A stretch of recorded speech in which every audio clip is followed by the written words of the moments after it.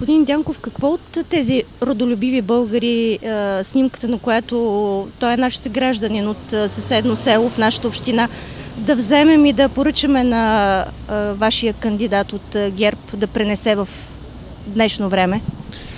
Севлиево е бил един от така най-добрите градове в българското възраждане. Много традиции, много родолюбиви българи и известни политици, известни художници, известни писатели има.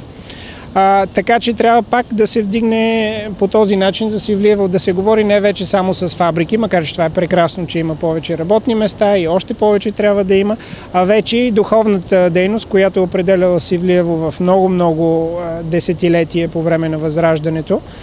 И след това също трябва да се вдигне и това пожелавам на следващия кмет да работи за културата, за образованието, за спорта в този град.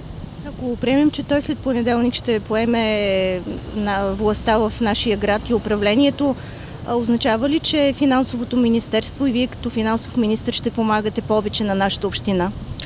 Да, разбира се. Аз обичам да работя с хора, които са като мен, финансово дисциплинирани, гледат в бъдещето и правят такива проекти, че винаги се мисли как с този проект или с тази поредица от проекти общината и цялата държава ще бъде по-добре. С него отдавна работим, познаваме се добре.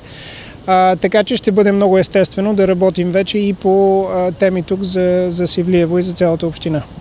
Темата за нашият бъдещ язовир, който години наред във времето назад се връща, дали в проектобюджета за 2012 година има някъде такива средства, които биха могли да помогнат за решаването на нашия воден проблем? Преди около месец бях тук и си говорихме по тази тема. Тя наистина е тема от над 20 години всъщност. 30 години близо се говори за нея. Такива пари има и дори бюджетни пари има, не само европейски пари. С европейски пари, понеже е в края на програмния период, малко трудно ще стане, но парите всъщност не са чак толкова много за такъв мащабен и важен обект, така че сме говорили, но трябва и доста повече инициативност от местната власт.